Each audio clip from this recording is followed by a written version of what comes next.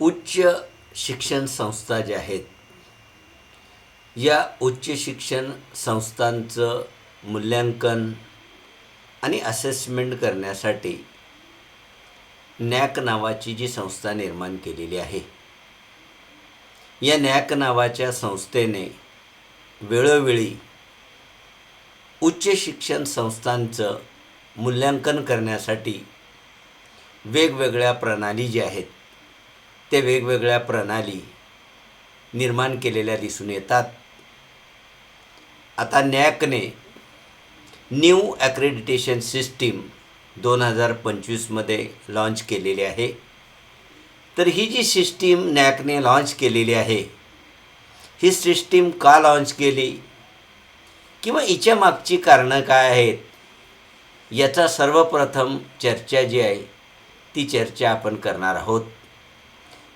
पूर्वीच्या काळामध्ये नॅकचं जे मूल्यांकन पद्धत होती, या मूल्यांकन पद्धतीमध्ये ट्रॅडिशनल मूल्यांकन पद्धत जिला म्हणता येईल, हिच्यामध्ये पियर टीमचं जे व्हिजिट आहे, या पियर टीमच्या व्हिजिटला सर्वाधिक महत्त्व होतं. पण नॅकचं ॲक्रेडिटेशनचं जे जुनं मॉडेल आहे, हे जुनं मॉडेल अत्यंत खर्चिक होतं किंवा याच्यामध्ये नॅक करायला फार मोठ्या प्रमाणावर विलंब जो आहे तो विलंब होत होता.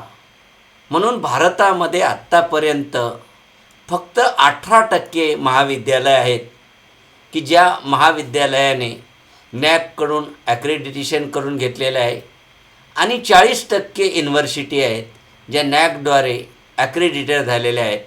म्हणजे भारतामध्ये उच्च शिक्षण देणाऱ्या संस्थांच्या संख्येच्या मानाने ही जी टक्केवारी आहे, ही टक्केवारी अत्यंत कमी आहे. तर ही कमी असण्याचं मुख्य कारण नॅकने जी राधाकृष्णन समिती नेमली तिने नमूद केलेलं आहे की पारंपरिक नॅकचं जे पियर टीम व्हिजिट मॉडेल आहे, याच्यामध्ये अनेक दोष होते आणि हे दोष दूर करण्याच्या दृष्टिकोनातून नॅक कमिटी जी आहे, त्या नॅक कमिटीने त्या ठिकाणी काही महत्त्वाचे बदल जे आहे ते बदल त्या ठिकाणी केलेले आहेत. सर्वात आधी आपण नॅक म्हणजे नेमकं काय हे लक्षात घेणार आहोत. नॅक हा जो शब्द आहे, याचा फुल फॉर्म आहे national assessment and accreditation council. म्हणजे भारतामध्ये ज्या उच्च शिक्षण संस्था आहेत, या उच्च शिक्षण संस्थांचं मूल्यांकन आणि ॲक्रेडिटेशन करण्यासाठी UGCद्वारे 1994मध्ये ही जी संस्था आहे, ही एक ॲटॉनॉमस संस्था जी आहे, ती ॲटॉनॉमस संस्था स्थापन केलेली आहे.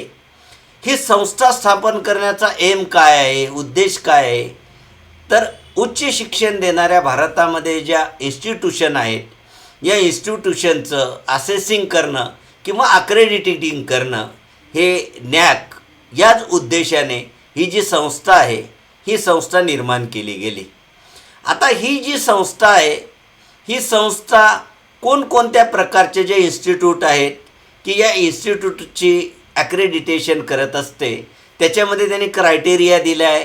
क्रायटेरियामध्ये भारतामधल्या ज्या युनिव्हर्सिटीज आहेत, सेंट्रल युनिव्हर्सिटी असतील, स्टेट युनिव्हर्सिटी असतील, डीम्स युनिव्हर्सिटी असतील, म्हणजे ज्या रिकग्नाइज युनिव्हर्सिटी आहेत त्या, ॲटॉनॉमस कॉलेज आहेत त्या, आणि ज्या ॲफिलेटेड कॉलेज आहेत, युनिव्हर्सिटीशी ॲफिलेटेड कॉलेज इन्स्टिट्यूट आहेत, अशा सर्व इन्स्टिट्यूट की ज्यांच्यामध्ये रेग्युलर विद्यार्थी जे आहेत, म्हणजे त्या डिस्टंट मोडमध्ये नाही आहेत, की ज्यामध्ये रेग्युलर पद्धतीने विद्यार्थ्यांना एनरोलमेंट केलं जातं, असं डिग्री जे कॉलेज चालवणारे संस्था आहेत, इन्स्टिट्यूट आहेत, या इन्स्टिट्यूट नॅकला सामोरे जे आहेत ते सामोरे जाऊ शकतात. अशा ज्या इन्स्टिट्यूट आहेत, या इन्स्टिट्यूटाला UGC असेल, AICTE असेल, यांची मान्यता किंवा यांचा ॲप्रुव्हल किंवा यांचं रिकग्नेशन जे आहे ते रिकग्नेशन असणं आवश्यक आहे. तर कोणत्या इन्स्टिट्यूट नॅटला सामोरे जाऊ शकतात, तर नव्या नियमानुसार कमीत कमी या इन्स्टिट्यूटमधून 2 ग्रॅज्युएटच्या ज्या बॅच आहेत, त्या ग्रॅज्युएटच्या बॅच बाहेर पडल्या पाहिजे. याच्या आधीचा जो नियम होता तर कमीत कमी 6 ग्रॅज्युएटच्या बॅच पासआउट झालेल्या असतील अशाच इन्स्टिट्यूटला नॅकला सामोरं जावं लागत असे. पण आत्ताच्या नियमानुसार 2 बॅच जरी बाहेर पडलेल्या असतील तरी तुम्हाला नॅक करून असेसमेंट किंवा अक्रेडिटेशन करता येईल. आणखी एक नियम त्याने सांगितलेला आहे की कमीत कमी अशा इन्स्टिट्यूटमध्ये 2 डिसिप्लिन जे आहे त्या 2 डिसिप्लिन या चालवल्या गेल्या पाहिजे किंवा अंडर ग्रॅज्युएटचे कमीत कमी 3 प्रोग्राम, अंडर ग्रॅज्युएट असेल, पोस्ट ग्रॅज्युएट असेल, डॉक्टर लेवलचे 3 प्रोग्राम जे आहेत ते 3 प्रोग्राम त्या संस्थेमध्ये चालवले जात असतील अशा संस्थेंचं देखील नॅककडून अक्रेडिटेशन जे आहे ते अक्रेडिटेशन केलं जात असतं. आता ही जी अक्रेडिटेशनची सिस्टीम आहे याच्यामध्ये काय काय बदल झालेला आहे याची चर्चा आपल्याला करायची आहे. तर पूर्वीची जी अक्रेडिटेशन सिस्टीम होती सर्वात सुरुवातीला ती क्वालिटेटिव्ह मेजरमेंट केलं जायचं आणि या क्वालिटेटिव्ह मेजरमेंटमध्ये पीअर टीम व्हिजिट करायची आणि संपूर्ण असेसमेंटमध्ये मार्किंग करण्याचा अधिकार पीअर टीमला होता. तर ही जी पद्धत होती ही 31 मार्च 2017पर्यंत असेसमेंटमध्ये पीअर टीम यायची. पीअर टीम सर्व डॉक्युमेंटेशनचं व्हेरिफिकेशन करायची आणि पीअर टीम निश्चित करायची की किती मार्क द्यायची. नंतरच्या काळामध्ये 2017मध्ये 1 एप्रिल 2017मध्ये नॅकने आपल्या अक्रेडिटेशन जे फ्रेमवर्क आहे या फ्रेमवर्कमध्ये मोठ्या प्रमाणावर व्यापक बदल केले आणि या व्यापक बदलामध्ये त्यांनी क्वांटिटेटिव्ह मेजरमेंट जे आहेत ते क्वांटिटेटिव्ह मेजरमेंट त्या ठिकाणी आणले गेले. त्याच्यामध्ये 70% हे क्वांटिटेटिव्ह मेजरमेंट म्हणजे 70% जे डॉक्युमेंटेशन हे अपलोड केले गेले. या अपलोड केलेल्या डॉक्युमेंटच्या आधारावर म्हणजे ज्या इन्स्टिट्यूटने जे डॉक्युमेंट्स अपलोड केलेले असतील किंवा नॅकला सादर केलेले असतील यांना 70% स्कोअर जो आहे त्यांना होता. आणि पीअर टीम व्हिजिटसाठी 30% जे आहे ते 30% मार्क जे आहे ते पीअर टीम व्हिजिटला होते. म्हणजे इन्स्टिट्यूटने जे डॉक्युमेंटेशन अपलोड केलेले आहेत किंवा सादर केलेले आहेत यांचं व्हेरिफिकेशन करण्यासाठी पीअर टीम येत होती आणि त्याच्यामधले काही काही पॅरामीटर्स जे आहेत, इंडिकेटर्स आहेत, ते इंडिकेटर्स व्हेरीफाय करण्याचा अधिकार पीअर टीमला होता. म्हणजे पीअर टीमची सत्ता इथं कमी करण्यात आली. 30% त्यांना वेटेज जो आहे तो वेटेज देण्यात आला. आणि 2024मध्ये आता एक नवीन ॲक्रेडिटेशन सिस्टीम नॅकने आणलेली आहे. तिचं नाव आहे बायनरी ॲक्रेडिटेशन फ्रेमवर्क, जे डिसेंबर 2024 जे आहे ते डिसेंबर 2024मध्ये हे बायनरी ॲक्रेडिटेशन फ्रेमवर्क नॅकने लागू केलेलं आहे. तर या संदर्भात मी एक व्हिडिओ देखील तयार केलेला आहे की बायनरी ॲक्रेडिटेशन फ्रेमवर्क नेमकं काय आहे याच्याबद्दलची माहिती किंवा नॅकबद्दलची माहिती, नॅकमध्ये जे नवे चेंजेस आलेले आहेत त्याची माहिती दिलेली आहे. त्याची लिंक जी आहे ती आय बटनमध्ये मी दिलेली आहे. आता ही जी न्यू नॅक ॲक्रेडिटेशन जी सिस्टीम आहे ही सिस्टीम डॉक्टर के राधाकृष्णन कमिटी जी आहे, जी कमिटीने ज्या रिकमेंडेशन केल्या होत्या या रिकमेंडेशनच्या आधारावर ही न्यू ॲक्रेडिटेशन सिस्टीम जी आहे ती सिस्टीम त्या ठिकाणी लागू करण्यात आलेली आहे. कारण डॉक्टर के राधाकृष्णन कमिटीने ज्या शिफारशी केलेल्या आहेत या शिफारशींच्या आधारावर जी 104वी मीटिंग झाली नॅकची 27/2024 या दिवशी जी नॅकची मीटिंग झाली या मीटिंगमध्ये त्यांनी निश्चित करण्यात आलं की डॉक्टर के राधाकृष्णन समितीने ज्या शिफारशी केलेल्या आहेत या शिफारशींची इम्प्लिमेंटेशन किंवा त्यांची जी अंमलबजावणी आहे ही अंमलबजावणी करण्याचं त्यांनी 29 जुलै 2025 जे आहे ते 29 जुलै 2025 रोजी नॅकने ते डिक्लेअर केलेलं आहे. आता याची अंमलबजावणी नेमकी केव्हापासून केली जाणार आहे तर या ज्या न्यू गाईडलाईन्स आहेत म्हणजे बायनरी ॲक्रेडिटेशन सिस्टीम जी आहे त्या सिस्टीमची ऑगस्ट 2025 जे आहे ते ऑगस्ट 2025पासून ही जी सिस्टीम आहे ही सिस्टीम आता प्रत्यक्षामध्ये अस्तित्वात येणार आहे. आता ही जी सिस्टीम आहे या सिस्टीमचं गोल काय आहे तर या सिस्टीमचं गोल आहे की भारतामधल्या जवळपास 90 ते 95% उच्च शिक्षण देणाऱ्या ज्या संस्था आहेत या सर्व संस्थांचं 5 वर्षाच्या आत ॲक्रेडिटेशन करणं हे मुख्य गोल आहे.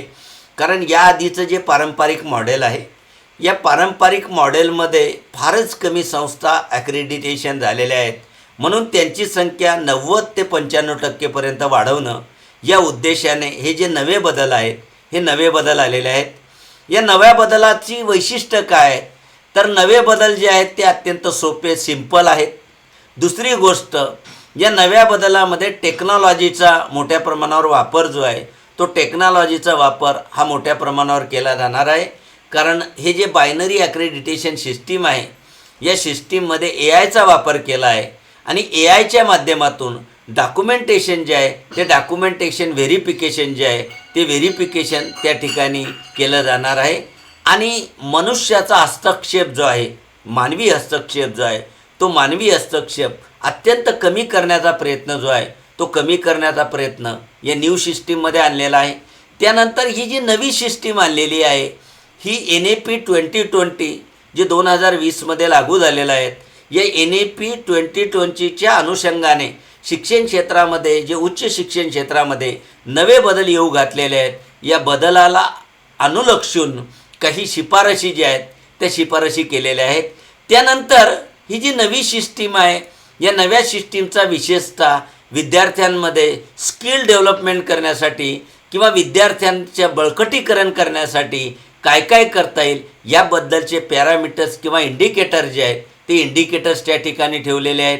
तसंच मोठ्या प्रमाणावर डाटा जो आहे तो डाटा या ठिकाणी जमा केला जाणार आहे किंवा जी प्रोसेस आहे NAACची ती अत्यंत सुगम पद्धतीने सिम्प्लिफिकेशन्स किंवा अत्यंत सोपी पद्धत जी आहे त्या सोप्या पद्धतीने NAACला सामोरे जाण्याच्या दृष्टिकोनातून आवश्यक बदल जे आहेत ते आवश्यक बदल केलेले आहेत.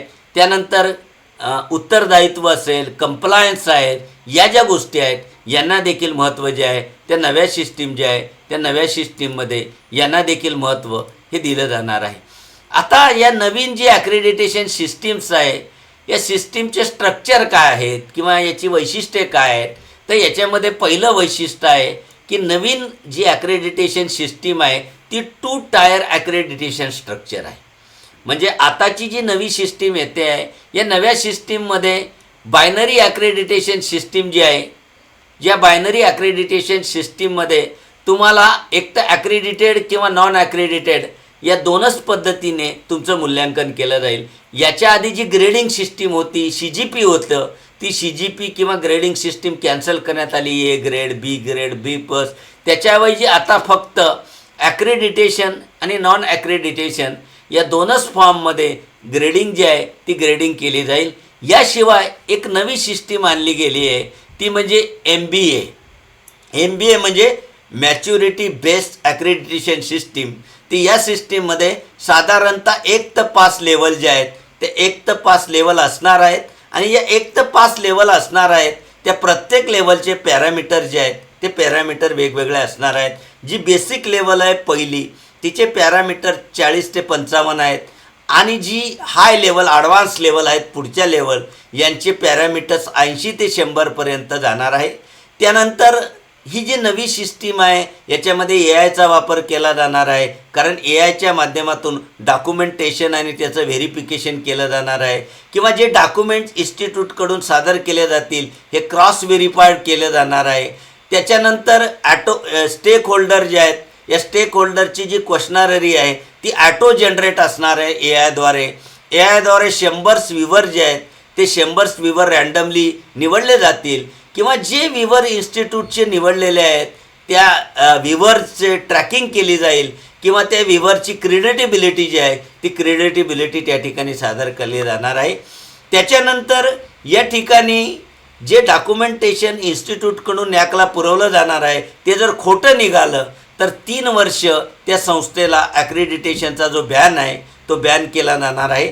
तसंच या नव्या सिस्टीममध्ये 1 नेशन 1 डाटा पॅटर्न याचा अवलंब केला जाणार आहे कारण संपूर्ण देशासाठी एकच प्रकारचा डाटा प्लॅटफॉर्म जो आहे तो डाटा प्लॅटफॉर्म त्या ठिकाणी केला जाणार आहे. त्यानंतर NAACमध्ये एक रिव्ह्यू समिती किंवा तयार केली जाणार आहे. त्याच्यामध्ये 100 स्टेक होल्डर जे आहेत ते 100 स्टेक होल्डर त्या पॅनलमध्ये राहणार आहेत. त्याच्यामध्ये VC राहणार आहेत, फॅकल्टीचे लोक राहणार आहेत, एज्युकेशनलिस्ट राहणार आहेत, NGOचे लोक देखील राहणार आहेत.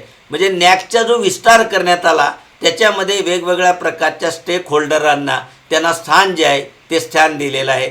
तसं न्यू नॅक सिस्टीम जे आहे ती ग्रँटशी देखील जोडलेली आहे. कारण ज्या संस्था नॅकला सामोरे जाणार नाहीत त्यांना रुसाकडून, UGCकडून किंवा AICT जे आहे त्या AICTकडून त्या ठिकाणी त्यांना कोणत्याही प्रकारचं अनुदान हे नॅकच्या ग्रेडिंगशिवाय मिळणार नाही.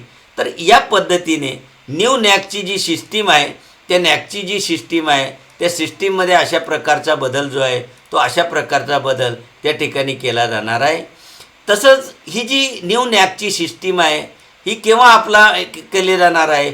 1 जुलै 2024 जे आहे त्या 1 जुलै 2024पासून ही जी नवी सिस्टीम आहे या नव्या सिस्टीमचं इम्प्लिमेंटेशन जे आहे ते इम्प्लिमेंटेशन किंवा अंमलबजावणी केली जाणार आहे.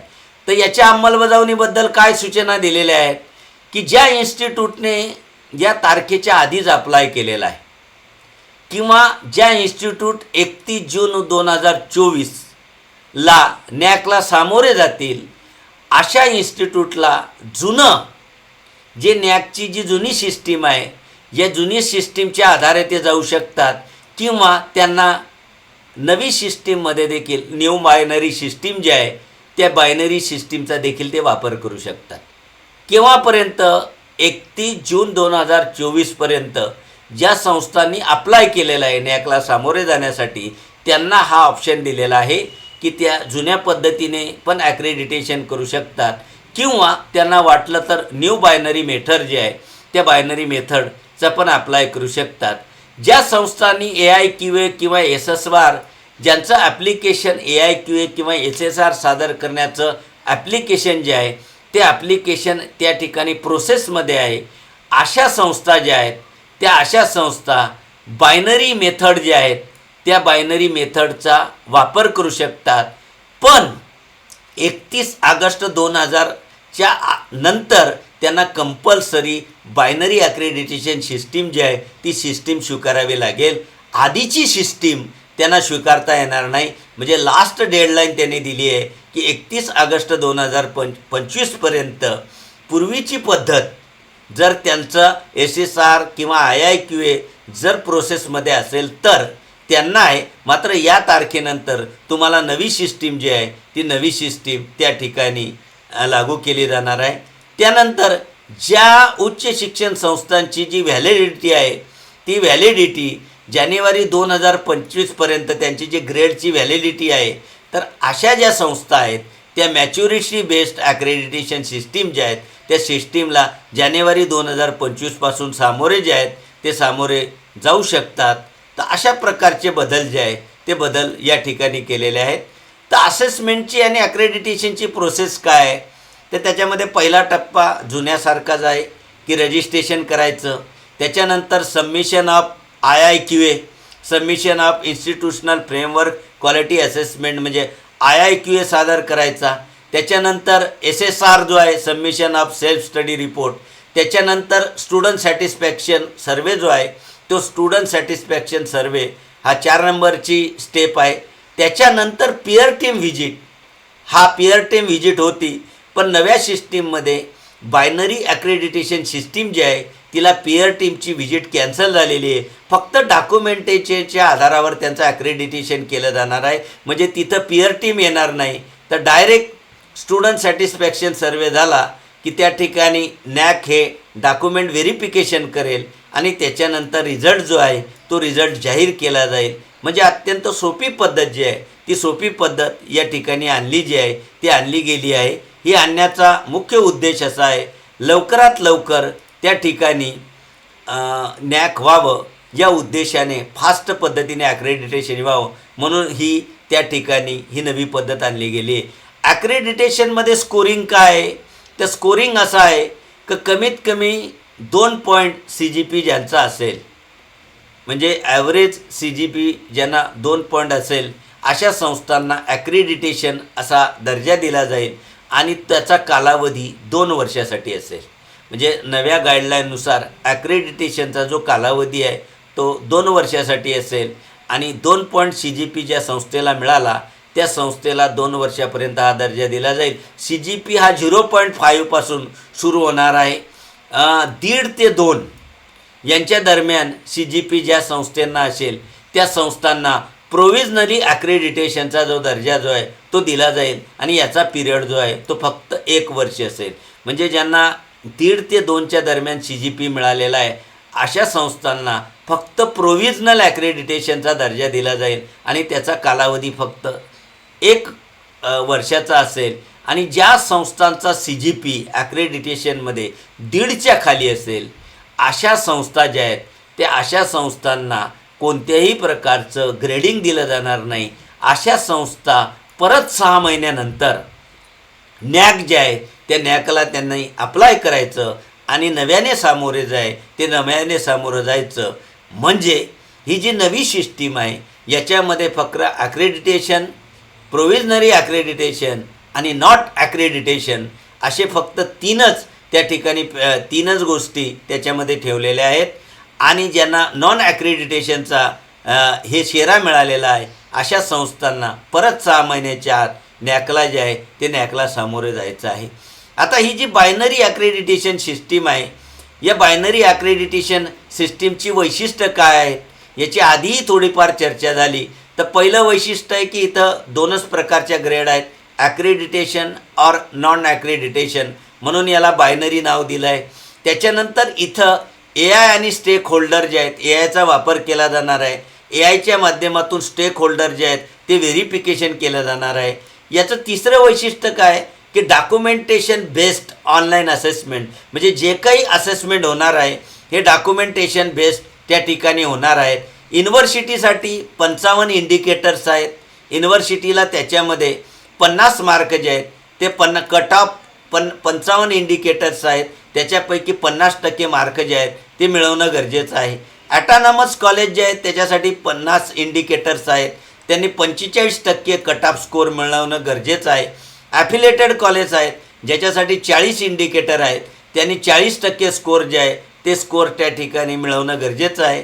इन्स्टिट्यूशनचं जी क्रेडिटेबिलिटी आहे जे CGP आहे ते 0.5 पासून सुरू होणार आहे आणि ॲक्रेडिटेशनचा जो पिरियड आहे तो फक्त 2 वर्ष राहणार आहे. तर या पद्धतीने बायनरी ॲक्रेडिटेशन सिस्टीम जे आहे त्या बायनरी ॲक्रेडिटेशन सिस्टीमची वैशिष्ट्य जे आहेत ती वैशिष्ट्य ही सांगितले जातात. त्याच्या पुढची जी ॲक्रेडिटेशन सिस्टीम आहे maturity based graded accreditation system जी आहे ती maturity based graded accreditation system ही अत्यंत नवी पद्धती NAACने आणलेली आहे. ती डिसेंबर 2024 पासून ती अंमलबजावणी जी आहे ती अंमलबजावणी त्या ठिकाणी केली जाणार आहे. तर ही जी ॲक्रेडिटेशन सिस्टीम आहे हा प्रोग्रेसिव्ह सिस्टीम आहे, कारण ही सिस्टीम ज्या इन्स्टिट्यूट ज्या आहे त्या सातत्याने डेव्हलप होत आहेत. या सातत्याने डेव्हलप होणाऱ्या ज्या संस्था आहेत या संस्थांसाठी ही नवीन ॲक्रेडिटेशन सिस्टीम जी आहे ती मॅच्युरिटी बेस्ड ॲक्रेडिटेशन सिस्टीम ही NAACने आणलेली आहे. हिची इलिजिबिलिटी काय आहे की हिची इलिजिबिलिटी जी संस्थेने ऑलरेडी NAAC ॲक्रेडिटेशन केलेलं आहे, जुन्याप्रमाणे असो की नव्याप्रमाणे असो, अशाच संस्था याला अप्लाय करू शकतात. ज्या संस्थांचं आजपर्यंत NAAC झालेलं नाही अशा संस्थांना मॅच्युरिटी बेस्ड ग्रेडेड ॲक्रेडिटेशन सिस्टीमला अप्लाय करता येणार नाही. तर याच्यामध्ये 1 ते 5 सिस्टीम आहेत. या 1 ते 5 सिस्टीममध्ये पहिली आणि दुसरी सिस्टीम जी आहे त्याच्यामध्ये पिअर टीम व्हिजिट नाही, पण 3 ते 5 जी सिस्टीम आहे 3 ते 5 ज्या लेवल आहेत त्याच्यामध्ये हायब्रिड व्हेरिफिकेशन केलं जाणार आहे. हायब्रिड म्हणजे काही डॉक्युमेंटेशन ऑनलाईन पद्धतीने व्हेरिफिकेशन केलं जाईल आणि आवश्यकता वाटली तर फिजिकल भेट जी आहे ती फिजिकल भेट देखील केलं जाईल. म्हणजे हायब्रिड मोडमध्ये व्हेरिफिकेशन केलेलं आहे. त्यासाठी पहिल्या लेवलसाठी 60 पॅरामीटर्स आहेत आणि शेवटची जी 5वी लेवल आहे त्या 5व्या लेवलसाठी 100 पॅरामीटर्स किंवा इंडिकेटर याच्यामध्ये आहेत. लेवल 1 कोणासाठी राहणार आहे, जी इमर्जिंग इन्स्टिट्यूट आहे म्हणजे आत्ता स्थापन झालेली आहे त्याला लेवल 1ला जाता येईल. जी डेव्हलपिंग इन्स्टिट्यूट आहे म्हणजे स्थापन होऊन बराच कालावधी झालेला आहे ती आता विकसित होत आहे त्याला लेवल 2ला जाता येईल.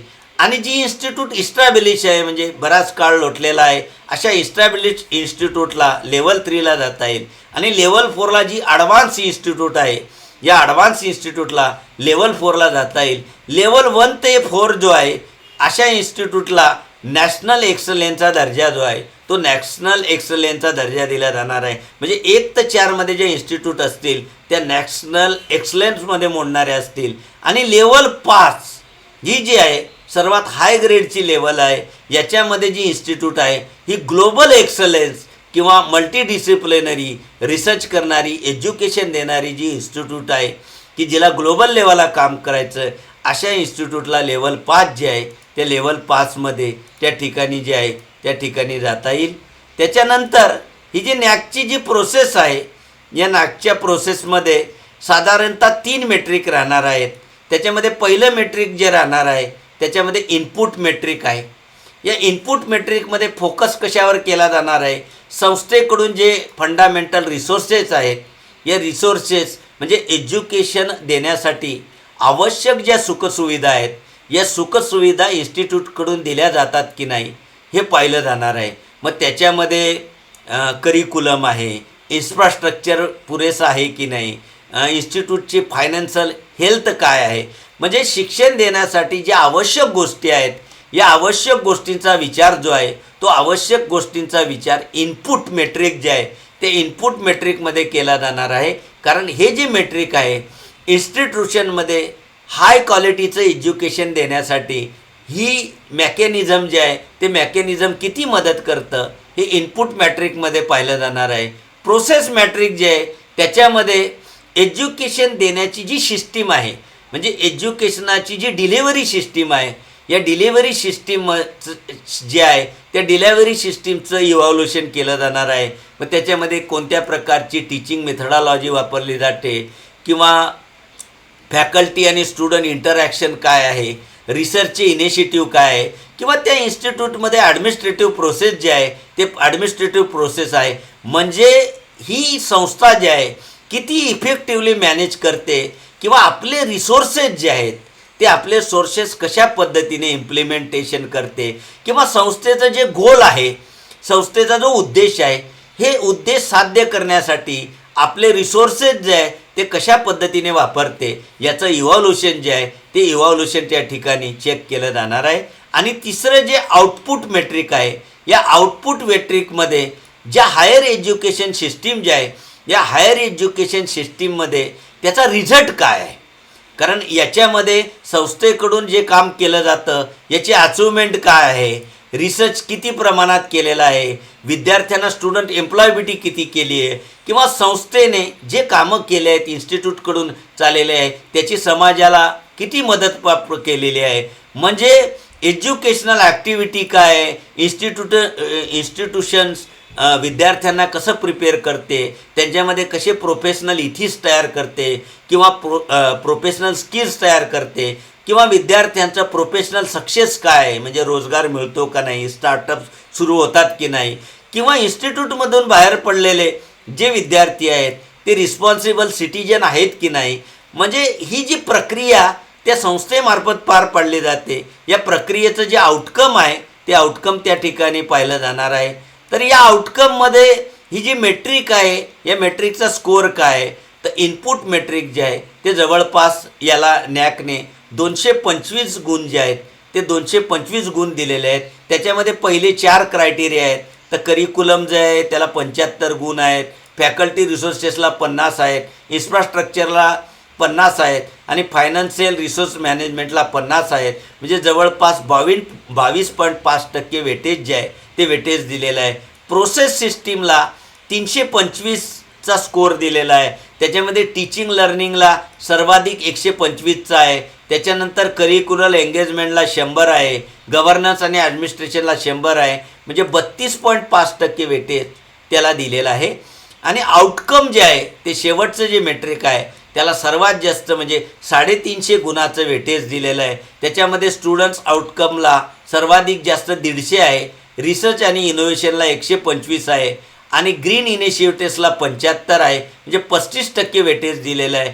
याशिवाय म्हणजे हे एकूण 900 मार्काचं स्कोरिंग आहे. याशिवाय काही इन्स्टिट्यूशनचे युनिक इम्पॅक्ट असतील, या युनिक इम्पॅक्टसाठी 100 गुणाचा स्कोर जो आहे तो 100 गुणाचा स्कोर त्या ठिकाणी दिलेला दिसून येतो. त्याच्यानंतर तर 100 गुण जे आहेत ते 100 गुण त्या ठिकाणी दिलेले दिसून येतात. यानंतर हे जे वेगवेगळे क्रायटेरियाज आहेत, या क्रायटेरियाजमध्ये युनिव्हर्सिटीला काय वेटेज आहे, कॉलेजला काय वेटेज आहे, तर पहिला क्रायटेरिया जो आहे, या पहिल्या क्रायटेरियामध्ये एकूण 10 क्रायटेरिया आहेत. या 10 क्रायटेरियामध्ये पहिला क्रायटेरिया जो आहे करिक्युलम डिझाईन, याच्यामध्ये एकूण 8 पॅरामीटर्स जे आहेत ते युनिव्हर्सिटीसाठी 8चे 8 पॅरामीटर्स आहेत, 75 मार्क आहेत. ॲटॉनॉमस इन्स्टिट्यूटसाठी पण 8 पॅरामीटर्स कंपल्सरी आहेत, 75 मार्क आहेत. फक्त जे ॲफिलेटेड कॉलेज आहेत त्यांना फक्त याच्यामधले 3 पॅरामीटर जे आहेत ते 3 पॅरामीटरला सामोरे जायचं आहे, म्हणजे 50 मार्क आहेत. फॅकल्टी रिसोर्सेसमध्ये युनिव्हर्सिटीला 6 पॅरामीटर्स आहेत, त्या विद्यापीठाला 6 आहेत, ॲटॉनॉमसला 6 आहेत, कॉलेजला 5 आहेत. परंतु त्यांच्यासाठी मार्क कॉलेजला जास्त आहेत, 100 आहेत, यांना 50-50. इन्फ्रास्ट्रक्चरमध्ये 6 मार्क युनिव्हर्सिटीला आहेत, 6 मार्क ॲटॉनॉमस ॲफिलेटेडला आहेत, ॲटॉनॉमसला आहेत, आणि 5मध्ये 75 मार्क जे आहेत इन्फ्रास्ट्रक्चरला ॲफिलेटेड कॉलेजसाठी आहे. फायनान्शियल रिसोर्स मॅनेजमेंटमध्ये विद्यापीठासाठी 6 पॅरामीटर्स आहेत, 50 मार्क, यांना पण 6 आहेत, यांना पण सारखं आहे, म्हणजे तिघांना सारखं आहे. लर्निंग आणि टीचिंगमध्ये 7 पॅरामीटर्स आहेत, युनिव्हर्सिटीला 7 आहेत, 125 गुण आहेत. ॲटॉनॉमस युनिव्हर्सिटींना किंवा कॉलेजांना 7 आहेत, 150 गुण आहे, आणि कॉलेजला मात्र 1 पॅरामीटर्स कमी आहे, 125 मार्क आहेत. त्यानंतर करिक्युलर एंगेजमेंटला 6 पॅरामीटर्स, विद्यापीठालाही 6 आहेत, 100 मार्क आहेत. ॲटॉनॉमस कॉलेजला 6 पॅरामीटर 125 आणि कॉलेजला पण 6 पॅरामीटर 125. गव्हर्नन्स आणि ॲडमिनिस्ट्रेशनला 8 पॅरामीटर्स आहेत, यांना 8 आहेत, 100 गुण आहेत, यांना 6 आहेत, 100 गुण आहेत, यांना 6 आहेत पण गुण मात्र 125 आहेत. स्टुडंट्स आउटकमला 8 आहेत, यांना 8 आहेत, 150 गुण आहेत. तर इथं ॲटॉनॉमस कॉलेजला 8 आहेत, 125 आहेत, आणि हे जे कॉलेज आहेत त्यांना 8 आहेत, तर 100 गुण आहेत. त्याच्यानंतर रिसर्च आणि इनोव्हेशनला 8 पॅरामीटर्स आहेत, 8 आहेत, 6 आहेत, यांना जो आहेत तो यांना साधारणतः रिसर्च आणि इनोव्हेशनमध्ये कॉलेजला फक्त 4 पॅरामीटर्स त्यांनी सांगितले आहेत, 4 पॅरामीटर्समध्ये 50 गुण त्या ठिकाणी सांगितलं आहे. आणि सस्टेनेबिलिटी आणि ग्रीन इनिशिएटिव्ह जे आहेत त्यांना 5 मॅट्रिक किंवा पॅरामीटर्स सांगितले आहेत. विद्यापीठाला 5 आहेत, 75 गुण आहेत, ॲटॉनॉमस कॉलेजला 5 आहेत, 75 आहेत, आणि कॉलेजला देखील 5 आहेत. म्हणजे टोटल जे पॅरामीटर्स आहेत तर युनिव्हर्सिटीसाठी एकूण त्या ठिकाणी 68 जे आहेत ते 68 पॅरामीटर्स युनिव्हर्सिटीसाठी आहेत. 900 गुण जे आहेत या 68 पॅरामीटरसाठी युनिव्हर्सिटीला 900 गुण मिळायचे आहेत. ॲटॉनॉमस कॉलेजला 63 पॅरामीटर्स आहेत, त्यांना पण 900 गुण मिळाले आहेत. आणि जे ॲफिलेटेड कॉलेज आहेत या ॲफिलेटेड कॉलेजला 54 पॅरामीटर्स आहेत, त्यांना फक्त 875 गुण जे आहे ते 875 गुण या ठिकाणी मिळवायचे आहेत. तर या पद्धतीने न्यू नॅक ॲक्रेडिटेशन सिस्टीम जे आहे त्या ॲक्रेडिटेशन सिस्टीममध्ये कशा पद्धतीने त्या ठिकाणी ग्रेडिंग आहे किंवा कोणकोणत्या प्रकारचे क्रायटेरिया आहेत याच्याबद्दल सविस्तर चर्चा आपण केलेली आहे. माझा व्हिडिओ आवडला असेल तर लाईक करावा, शेअर करावा, माझं चॅनल सबस्क्राईब करावं, बेल आयकॉनचा बटन दाबावा, जेणेकरून माझ्या येणाऱ्या व्हिडिओची नोटिफिकेशन तुम्हाला प्राप्त होऊ शकेल.